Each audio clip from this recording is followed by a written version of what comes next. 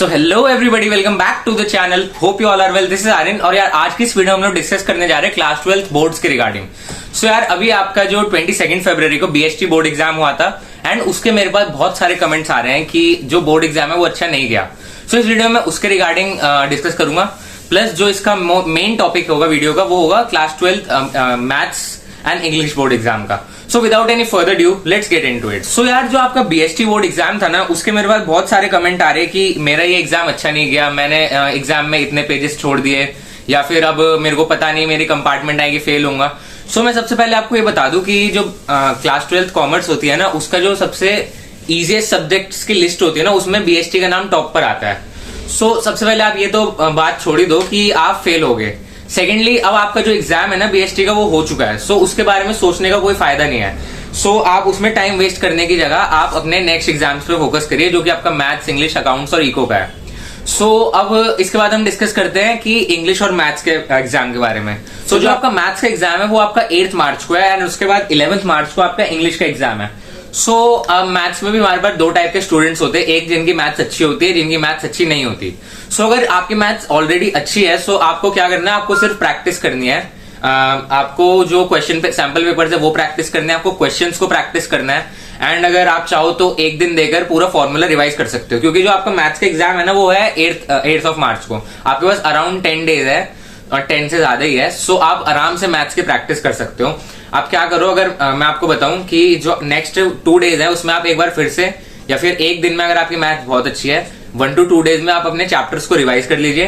Then उसके बाद आप क्वेश्चंस प्रैक्टिस करना स्टार्ट कर दीजिए एंड उसके बाद आप लोगों को जो आपके सैंपल पेपर्स है वो लगाने हैं and past year question paper को प्रैक्टिस जरूर करके जाइए, क्योंकि जो पास्ट ईयर क्वेश्चन पेपर है उसमें से डायरेक्ट क्वेश्चन आता है और ये बहुत बार देखा गया है। सो यही मेरी एडवाइस रहेगी मैथ्स में तो आपको। एंड सेकेंडली पेपर की डिफिकल्टी लेवल तो क्या है कि जो सीबीएसई बोर्ड है ना वो उसका जो डिफिकल्टी लेवल है वो बहुत कम होता है। सो आप ये तो मत सोचिए कि जो आपके प्री बोर्ड्स में जो जैसी आपकी डिफिकल्टी होती है वैसी बिल्कुल नहीं होती, उससे बहुत जो लेस डिफिकल्ट होता है। जो हमारा मैथ्स का एग्जाम है उसमें अराउंड 60 to 80% ईजी क्वेश्चन होते हैं एंड 20 to 40% मीडियम लेवल होते हैं, हार्ड लेवल के क्वेश्चन तो बिल्कुल नहीं होते। सो मतलब आप कह सकते हैं कि एग्जाम इजी होगा, आपको डरने की जरूरत नहीं है, जस्ट आपको प्रैक्टिस करनी है जैसे मैं आपको बता रहा हूँ। सो अब आपका ये आता है कि मैथ्स के लिए आपके पास 10 से भी ज्यादा दिन है। सो फिर आपको उनको कैसे यूटिलाइज करना है। सो सबसे पहले ये है कि आपका अगर जो आपका इंग्लिश का एग्जाम है वो आपका 11 मार्च को है।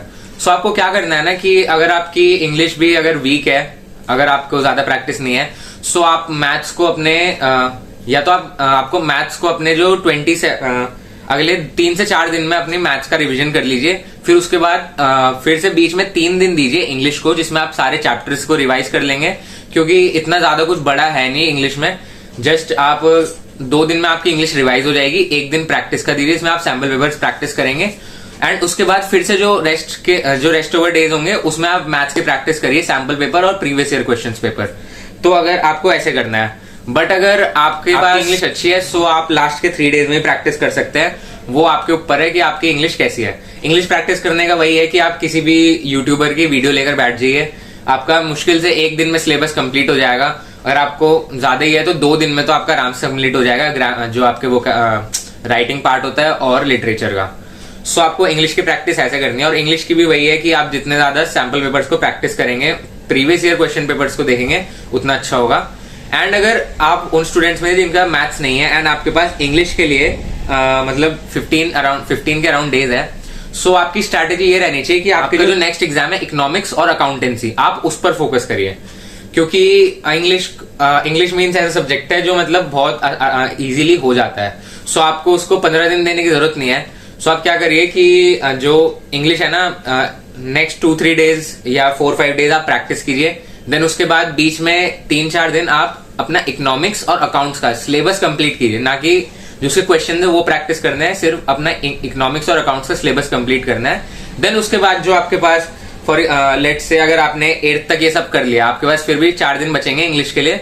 सो उन 4 दिनों में आपको अच्छे से जो sample paper, previous year question paper और यही होगा इंग्लिश में, तो सो आपको इन सबको प्रैक्टिस करना है।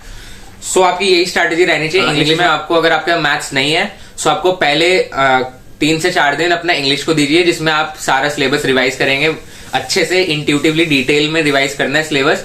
देन उसके बाद अगले उसके बीच में 3 से 4 दिन आप अपना इकोनॉमिक्स और अकाउंट्स का सिलेबस कंप्लीट कर लीजिए। अगर आप कहें चाहें तो सिर्फ अकाउंट्स का भी कर सकते हो, क्योंकि इकोनॉमिक्स से सिलेबस अकाउंट्स के सिलेबस से थोड़ा छोटा है। देन उसके बाद आप अराउंड 7 to 8 मार्च को अपना इंग्लिश के फिर से स्टार्ट कीजिए, जिसमें आप सैंपल पेपर और प्रीवियस ईयर क्वेश्चन पेपर की प्रैक्टिस करेंगे। सो आपकी इंग्लिश की अप्रोच ये रहनी चाहिए। बट अगर आपके पास मैथ्स भी है तो आपकी अप्रोच यही रहनी चाहिए कि आप पहले 3 से 4 दिन मैथ्स को दे। अगर आपकी इंग्लिश अच्छी है तो आपको मैथ्स के पेपर के बीच में उसकी प्रैक्टिस करने की जरूरत नहीं है। बट अगर आपकी इंग्लिश अच्छी नहीं है तो आप पहले 3 से 4 दिन मैथ्स की प्रैक्टिस करिए, फिर उसके बाद 3 दिन आप इंग्लिश को दीजिए रिवीजन के लिए। देन उसके बाद फिर से मैथ्स की प्रैक्टिस करिए, इसमें आप सैंपल पेपर, पीवाईक्यूज और जो पास्ट ईयर क्वेश्चन पेपर्स है उनको प्रैक्टिस करेंगे। एंड देन उसके बाद जो आपके 3 दिन या 2 दिन बचेंगे उसमें आप इंग्लिश की अपने जो सैंपल पेपर और प्रीवियस ईयर क्वेश्चन पेपर वो लगा सकते हैं। सो आपकी स्ट्रैटेजी ये रहनी चाहिए। सो आई होप आपको ये वीडियो हेल्पफुल लगी होगी। अगर आपको ये वीडियो हेल्पफुल लगी हो so don't forget to like, share and subscribe to the channel, because मैंने देखा है 90% of the people who watch this channel उन्होंने सब्सक्राइब नहीं कर रखा। सो प्लीज ये एक रिक्वेस्ट है कि आप लोग सब्सक्राइब करिए, बिकॉज अगर आप लोग सब्सक्राइब करेंगे तो आपको ऐसा कंटेंट मिलता रहेगा। So that's it for today. This is Aryan signing off.